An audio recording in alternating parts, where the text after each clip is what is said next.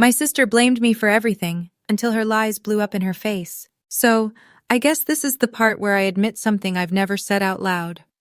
In my family, I was never the favorite, never the troublemaker, never the dramatic one. I was the steady one, the daughter who paid her bills on time, the one who didn't ask for anything, the one who somehow became responsible for everyone else's mess. And for years, I thought that was just how life worked. You grow up, you do well, and suddenly you're the person everyone calls when their world is falling apart. I didn't realize that sometimes people don't love you. They just love what you can give them. But last month, on a damp Sunday morning in our tiny Oregon town, everything shifted in the most ridiculous way imaginable. I was sitting at my kitchen table, sipping burnt gas station coffee because I was too tired to make a fresh pot, when my phone buzzed. I thought it was my manager asking me to cover another shift, but when I looked down, I froze. It was a text from my nephew Tyler, the kid I used to babysit, who once cried because he dropped his ice cream.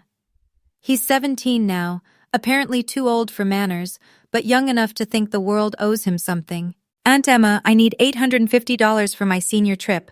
Mom said you'd send it. She said you've got plenty. Just like that. No good morning. No how are you.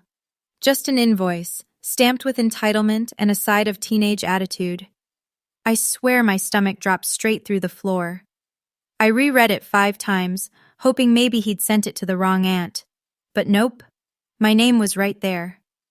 Then came the twist. Mom said you've got plenty. I felt something tighten in my chest, and not the good kind. Because if Brittany, my older sister, was involved, then this wasn't a request. It was a demand wrapped in justification. I just stared at my phone, listening to the rain tap against my window like a clock counting down to the meltdown I didn't even know was coming. The worst part wasn't the money. The worst part was the assumption. The certainty that of course Emma will pay. That's what she does. She works overtime at a community college. She rents a small house. She doesn't complain. She just provides. Honestly, I could almost hear my sister's voice behind his words. That same sharp tone she used when we were kids. Come on, Emma. Don't be difficult. I took a slow breath. The kind you take when you're about to choose between burning the bridge or walking across it for the 1000th time. And then I typed something that didn't feel like me. Something so small, yet so heavy it cracked open a decade of silent resentment. Work for it. 2 words. No explanation, no apology, no smiley face to soften the blow. When I hit send, I swear the whole kitchen exhaled with me. It felt like dropping a weight I never agreed to carry. For a second, I thought maybe it was petty, maybe I should have been nicer, maybe I should have explained. But then I remembered how many times I'd dipped into my savings because Brittany forgot to file taxes, or couldn't figure out insurance forms, or just needed help until her next paycheck. And every time, I told myself it was fine. Family helps family. But this didn't feel like help. It felt like ownership. The reply came faster than I expected, but not from Tyler. The bubbles popped up, disappeared, popped again like whoever was typing couldn't decide between yelling or guilt-tripping. Then the message landed like a slap. Send the money, Emma. Don't make this difficult. No greeting, no punctuation, no gratitude. Just Brittany, in her most distilled form. I swear I could picture her standing in her cluttered kitchen across town, nails tapping her phone, irritation building because how dare I, the younger sister, say no. And here's the embarrassing part. My first instinct was still to fold, to apologize, to explain that I was tired, that I'd been covering 2 jobs, that rent went up, that I didn't have plenty like she kept telling people. But something inside me snapped back, strong enough to surprise even me. Maybe it was the rain.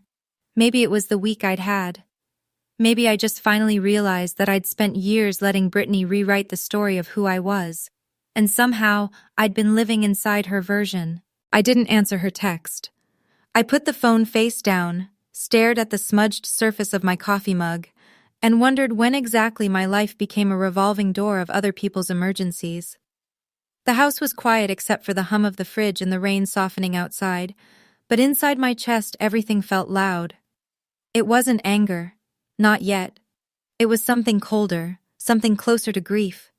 Grief for the version of me who always said, "Sure, I can cover that," even when it meant skipping meals or canceling plans. Then the phone started buzzing again. 3 calls in a row, all from my sister. I didn't answer any of them. A part of me knew that silence was dangerous, that Brittany hated it more than confrontation, because silence meant she couldn't control the narrative. But for the first time in a long time, I didn't care. I let it ring while I watched the steam from my coffee fade. Here's the thing most people don't realize about family pressure. It doesn't hit all at once. It builds slowly, little by little, until one day you're sitting alone on a rainy morning, staring at a text message that makes you question your entire role in the world. And the cruel part? Everyone else thinks you're fine. They think you're the strong one, the responsible one. They don't see the exhaustion under your eyes, or the way you rehearse boundaries in your head you're too afraid to say out loud. But that morning, something shifted. Something clicked. I didn't know then where this road would lead, or how messy things were about to get. I didn't know my sister would soon say things that would change our family forever. I didn't know secrets would come to light. Hers, not mine. I didn't know the people who always believed her would finally see through the cracks. All I knew was this. For the first time, I wasn't playing my assigned role. And somehow that felt like the beginning of everything. I wish I could tell you that after that rainy Sunday, things calmed down. That maybe Brittany took a breath, realized she'd crossed a line, and backed off. But if you know people like my sister, you already know that's not how this works. When someone is used to you carrying their world on your back, the moment you set it down, they don't ask why, they just scream that you dropped it. So the days after that text felt like walking through fog, the quiet kind that hides everything until you're inches away from it. I went to work, smiled at students asking me for printing credits or where to find the tutoring center, and pretended I wasn't replaying every single interaction with my sister in my head. I kept wondering when exactly I became her safety net, and when she stopped seeing me as a person altogether. The truth is, it didn't start with Tyler's text, or even with Brittany's messages. It started years ago, after Mom died. I didn't realize it then, but losing Mom made Brittany feel like she had to be the star of the family, the one commanding all attention, all sympathy. And I guess in her head, my job was to quietly finance that performance. Back then, I told myself she was grieving, that we all coped differently. But over time, grief turned into habit, and habit turned into expectation. And honestly, I didn't fight it.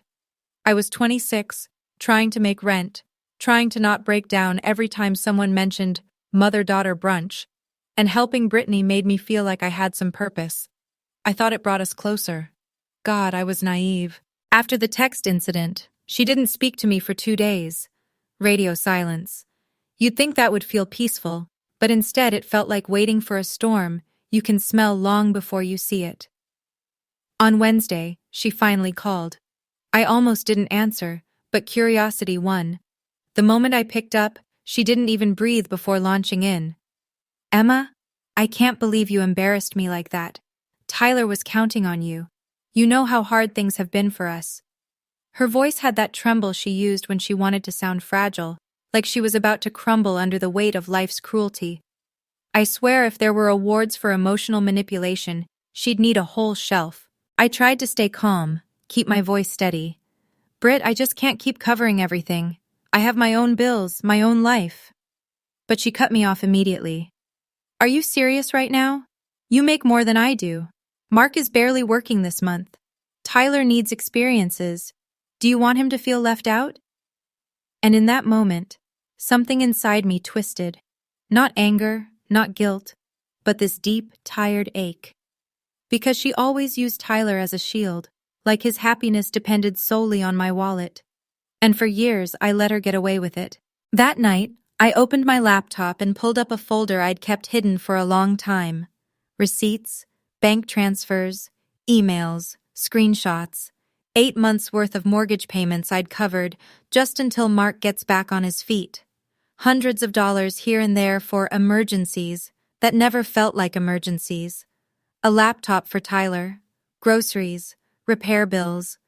Every time I'd helped, I told myself it wasn't a big deal, but seeing it all together made my throat tighten. It was a big deal, a massive one. I wasn't helping, I was enabling. The next morning, something strange happened at work. My coworker, Donna, this sweet older lady with floral blouses and a permanent scent of peppermint tea, stopped me in the break room. "Honey, you look drained. Everything all right at home?" And I don't know why, but I almost cried right there between the microwaves and the vending machine. Instead, I gave a half laugh. "Family stuff, you know how it is." She nodded knowingly, the way only someone who's lived decades of emotional chaos can. Then she said something that stuck with me. "Sometimes the people we bend over backwards for are the ones who hand us the knife." I stared at her like she'd just read my diary. She didn't press further, but her words followed me for days. That same afternoon, I got another text from Brittany. This time it was longer, like she'd spent all morning crafting it. "You know, Mark doesn't need to know everything you've been doing for us. It would just make him feel inadequate. You understand. Please don't say anything." That message stopped me cold. Not because she asked me to hide something, she's done that before, but because it hinted at something darker. A truth she didn't want her husband to know. And suddenly, all the little red flags from the past few months started piling up in my head. Like the night I stopped by unexpectedly, and she practically shoved me out the door, claiming she was in the middle of meal prep, even though the kitchen was spotless. Or how she kept going to late-night yoga when the only yoga studio in town closed at 8. Or how Mark had started looking tired. Not physically, emotionally. Like he was carrying something heavy and didn't even realize it wasn't his burden. Looking back, it seems obvious. But at the time, I brushed it off because I didn't want to be the sister who meddled.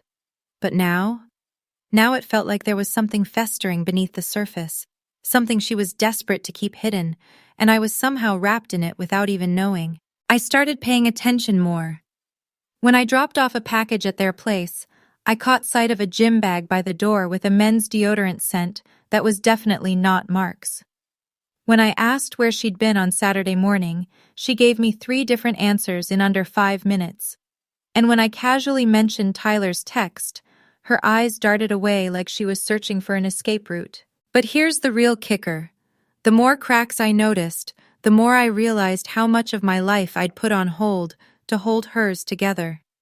Birthdays I skipped, trips I canceled, dates I rescheduled, all because Brittany needed me, and all she'd ever done in return was drain me dry. One night, while I was cooking cheap pasta in my tiny kitchen, my phone rang again.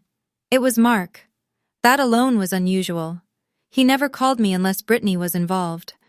His voice was quiet, almost shaky when he asked, "Emma, can we talk sometime?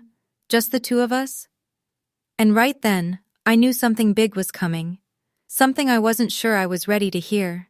But part of me, the tired part, the part that had carried this family for years, whispered, "Maybe it's time.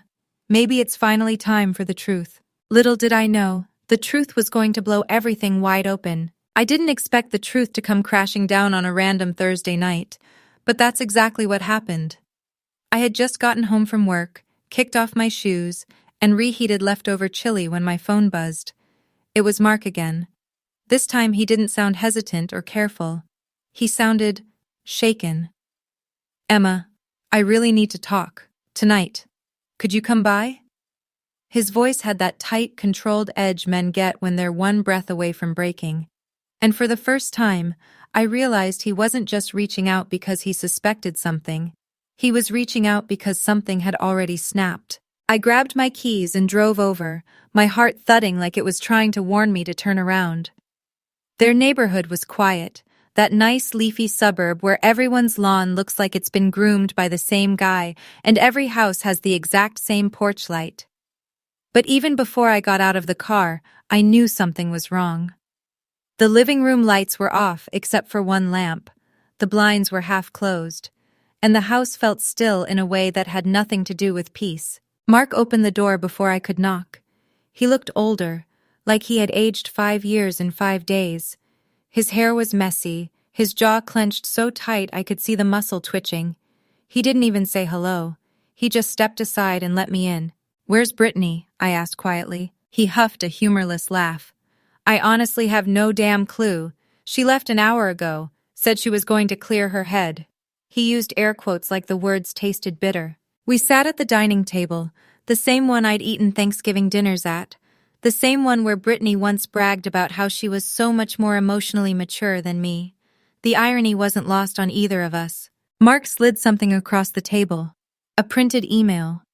For a moment, I didn't understand what I was looking at. Then my stomach dropped. It was a notice about a credit card, one that had been opened in his name but using my address as the billing address. And the charges? Restaurant bills, hotel stays, clothing stores, all from the last 3 months. I looked up at him. "Mark, you didn't—" He cut me off with a shake of his head. "I didn't open this.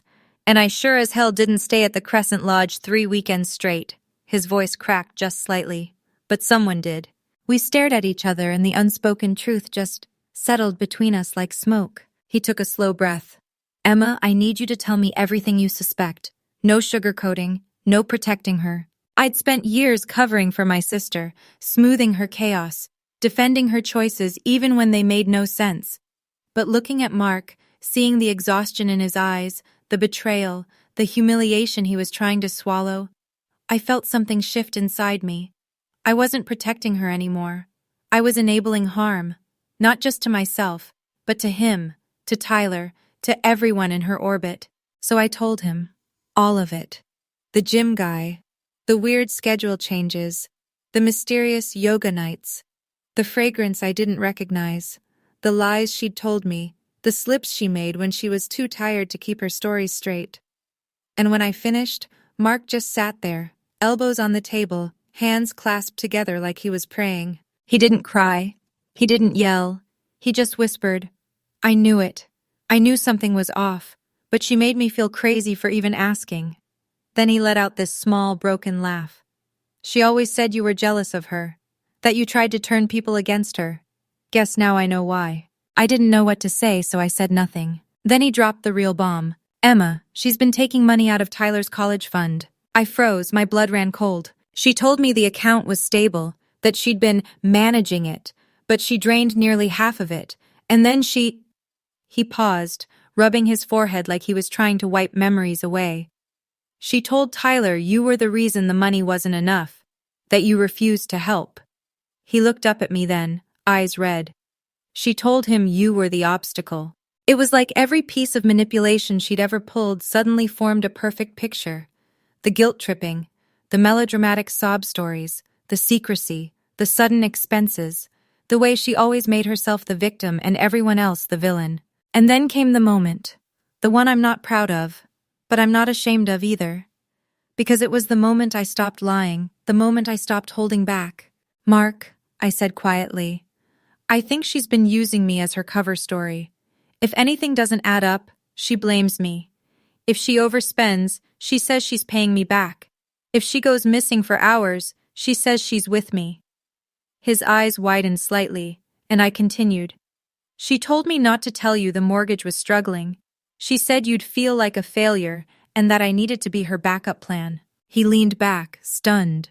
"She said you insisted on helping, that you pressured her, that you wanted to be the hero." I let out a slow laugh. She always did love a good rewrite. We sat in silence for a long time, each lost in our own realization. Then the front door opened, and in walked Brittany. Her hair was windblown, lipstick smudged, wearing a jacket I'd never seen before, men's size.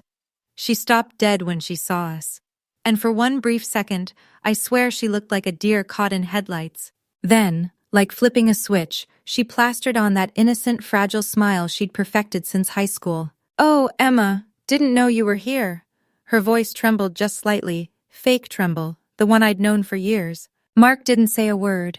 He just held up the printed credit card statement. Her face went white. She opened her mouth, but no sound came out.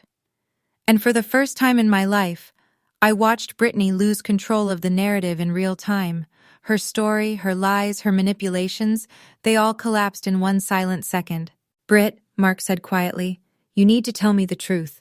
She shook her head, backing up like the truth was physically pushing her. This is all a mistake. You don't understand. Emma is twisting things. She's always hated me. Enough, he snapped. Not loud, just sharp. The kind of sharp that slices clean. Brittany looked at me then, desperately searching my eyes for the old version of me. The version who would have jumped in, defended her, taken the blame. But that version was gone, buried under years of exhaustion, and finally seeing her clearly. So I said nothing. And that silence? That was the real blow. Because suddenly she knew she was alone in this. She tried one last story, a wild one. Something about how she loaned the card to a friend and just forgot, and how the yoga studio must have charged the wrong account. But her voice kept cracking, her pupils kept darting, and every lie contradicted the one before it. Finally, Mark stood, calm, quiet, cold. Pack a bag, I'm not doing this anymore. And I watched Brittany, my sister, the girl who once stood on a table in 8th grade and declared she was born to be adored, fall apart. Not dramatically, not loudly, just collapse.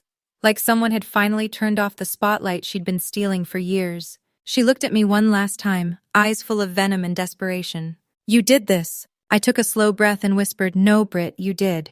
And that was the night everything shattered. The lies, the stories, the fake victimhood.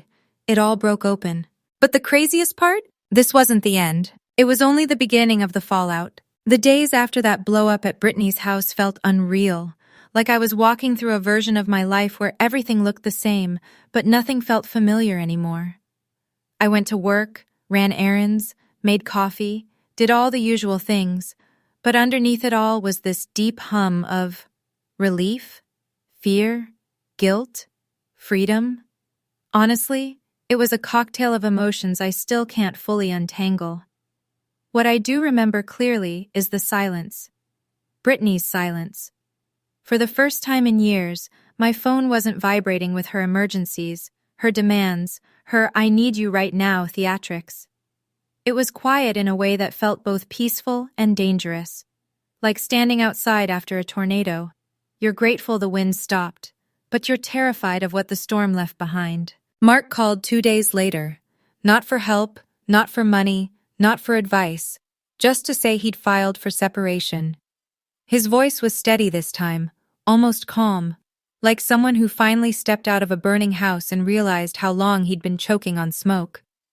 I should have seen it sooner, he admitted. But thank you for opening my eyes.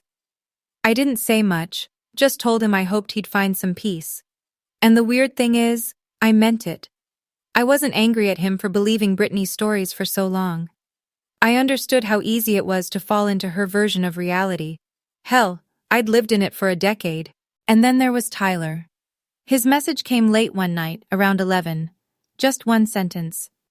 Dad told me everything. I don't know what to feel. I stared at the screen for minutes before replying. Whatever you feel is okay. Just don't carry her mistakes on your shoulders. He didn't answer right away, but the next morning he sent a picture of the backpack he'd packed and said he was moving in with Mark temporarily. It hit me then. He wasn't just breaking away from her lies. He was breaking away from the version of himself she'd shaped. And in some strange way, I felt proud of him for that. News spread through the family faster than I expected, not because I said anything, I didn't breathe a word, but because small towns talk, and once Mark filed, everything spilled out like water through a cracked dam. My Aunt Susan called first, her voice dripping with that mix of concern and curiosity only middle-aged aunts can pull off. Honey, we heard some things.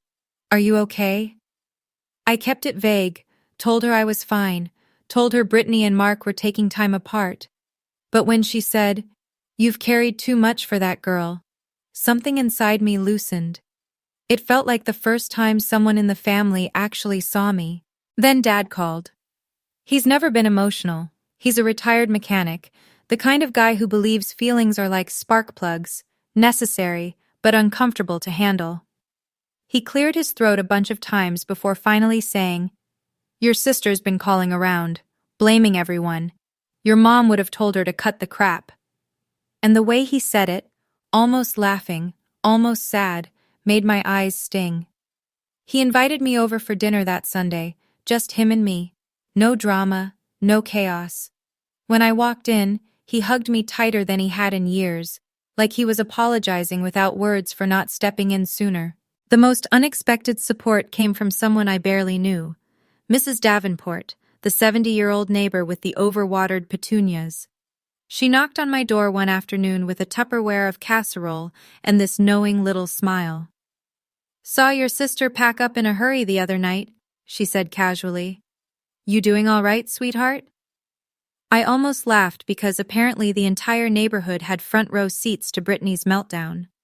But something about her tone, soft, matter-of-fact, not nosy, made me open up in a way I didn't expect. Nothing dramatic, just a simple, "It's been rough." She patted my arm like she'd been waiting her whole life for someone to say that.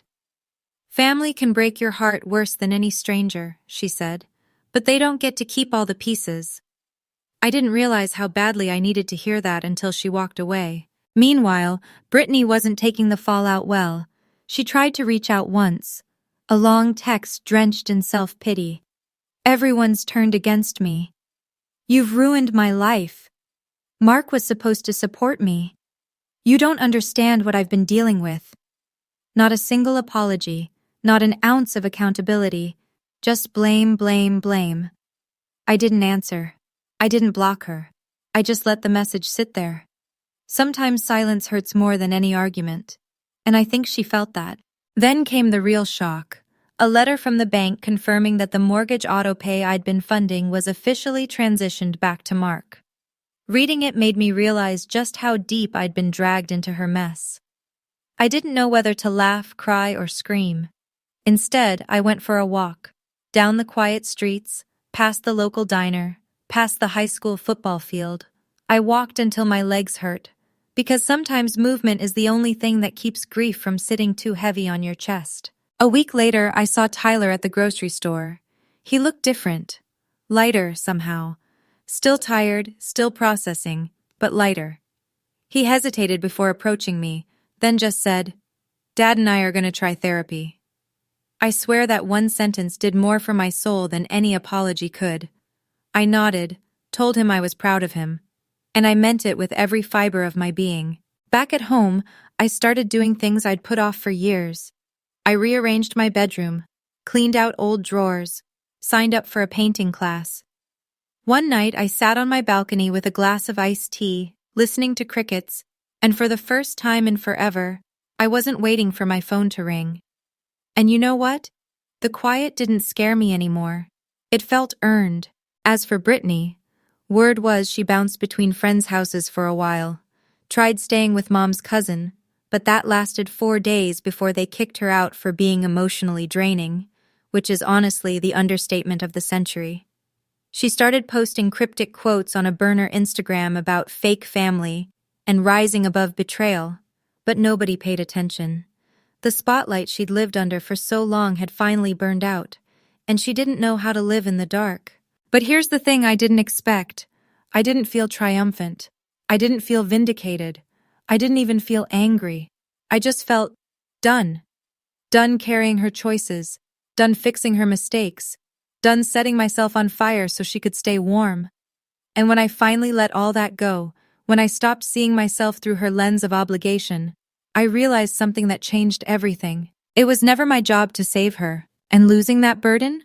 That was the closest thing to freedom I've ever felt. Some people think the end of a family disaster comes with some dramatic final showdown, like voices echoing off the walls and someone slamming a door for the last time.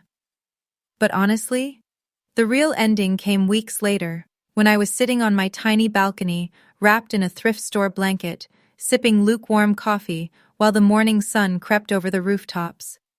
It wasn't loud. It wasn't cinematic. It was just calm. And after everything that had happened, the lies, the storms, the unraveling, it felt almost suspicious, like peace was some stranger I wasn't sure whether to trust. I remember watching a neighbor walking her dog, waving at kids biking to school, hearing the distant whistle of a freight train passing through town, and realizing that life didn't pause when my world blew up. It just kept going, steady and indifferent in the most comforting way. And maybe that's when it hit me. This wasn't just the end of Brittany's chaos in my life. It was the beginning of my own life being fully mine for the first time since, God, maybe since high school. In those weeks, I started noticing things I'd never given myself space to feel. Like how quiet my home sounded when there was no one guilt-tripping me. How good my shoulders felt when they weren't carrying burdens that weren't mine. How freeing it was to use my paycheck on things I actually needed instead of emergency bailouts. I even reconnected with parts of myself I'd forgotten. The part that loved slow Sunday mornings. The part that enjoyed biking around the lake without rushing home. The part that didn't feel responsible for someone else's happiness 24/7. And the funniest thing? I didn't feel guilty. Not even a little. I felt, this sounds cheesy, reborn.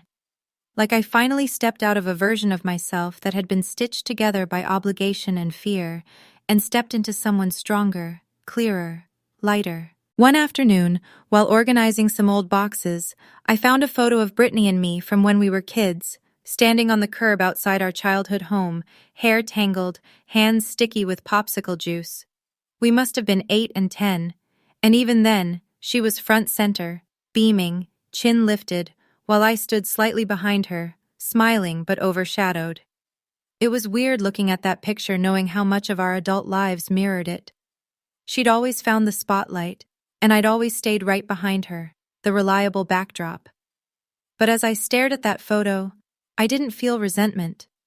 I felt something closer to mourning, not for her, not for the relationship we lost, but for the version of me who thought that's all she'd ever be allowed to be. It's strange how grief comes in waves you don't expect. Like a few days later, when I ran into one of Brittany's old co-workers at the farmer's market, she recognized me instantly and said, "You're Britt's sister, right? She used to talk about you all the time." I braced myself, expecting some dramatic story or another pity-laced comment, but the woman smiled gently. She said you were the only person she trusted. For a moment, I didn't know whether to thank her or laugh in disbelief. Because the truth is, Brittany did trust me, but only in the way someone trusts a safety net. You don't love the net. You don't appreciate it. You just assume it'll catch you every time you fall. And when it finally snaps, you blame the net for breaking, not yourself for jumping recklessly. I walked away from that conversation not angry, not sad, just accepting. Knowing that trust built on dependency isn't trust at all. It's captivity disguised as connection. There was one moment that surprised me more than anything. I was at the local coffee shop, a cozy place with mismatched chairs and a barista who looks like he's been permanently stuck in a folk band audition, and Mark walked in. We hadn't talked in weeks. I wasn't sure if I should wave or hide behind the pastry display. But he saw me, smiled softly, and came over. He looked healthier, calmer, like someone who'd finally slept through the night. "I owe you a thank you," he said. I shook my head, told him he didn't owe me a thing, but he insisted.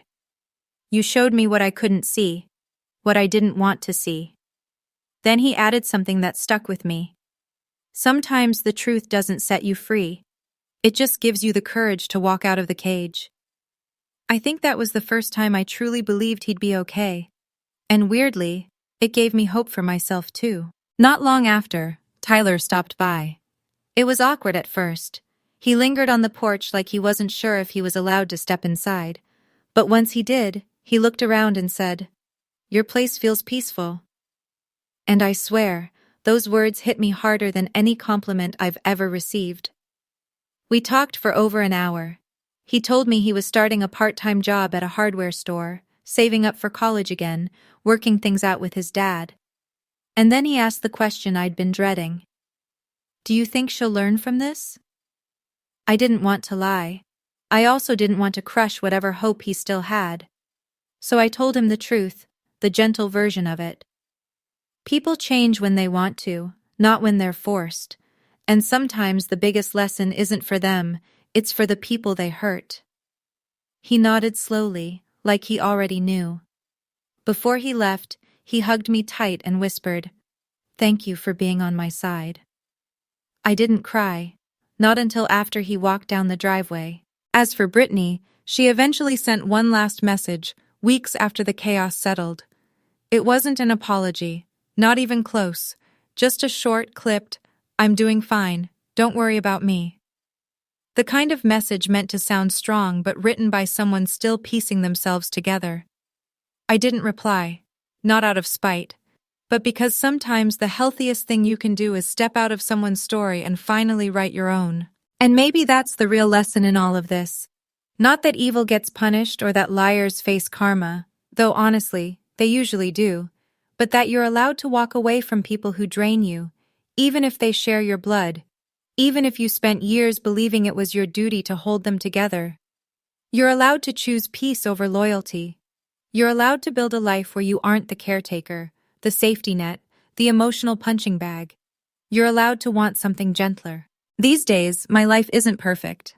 I still have moments where I miss the idea of having a sister, the version of her I used to pretend existed. But then I sit on my balcony with my lukewarm coffee, watching the sunlight creep in just a little earlier every day, and I realize something simple and freeing. Peace doesn't mean everything is fixed. Peace just means you finally stopped bleeding. And for the first time in a long time, I'm not living in someone else's storm. I'm standing in my own sunlight. And that quiet, warm, steady is enough. When I look back at everything that happened, I realize the real turning point wasn't the night the truth came out. It was the moment I finally chose myself. For so long, I thought loyalty meant carrying other people's chaos, even when it crushed me. I thought family meant silence, endurance, and swallowing hurt just to keep the peace. But the truth is, silence can be its own kind of poison, and peace built on fear isn't peace at all. What I learned is simple, but it took me nearly a lifetime to understand. You're allowed to walk away from what harms you, even if it has your last name. You're allowed to let the truth breathe, even when it shakes your world apart. And you're allowed to rebuild yourself from the pieces someone else tried to break. As the saying goes, what you plant is what you harvest. And I finally decided to plant boundaries, honesty, and a little self-respect. And somehow, life started growing again. They finally reached out weeks later. I didn't hold a grudge. I didn't hold my breath either. I forgave them. But this time, on my terms. If this story made you think, or reminded you of something you've lived through, I'd love to hear your thoughts in the comments. Your stories matter more than you know. Don't forget to like the video if it resonated with you, and subscribe so you won't miss the next deep, dramatic journey we dive into together. Wishing you a quieter heart, a clearer mind, and the kind of peace that doesn't depend on anyone else's storm.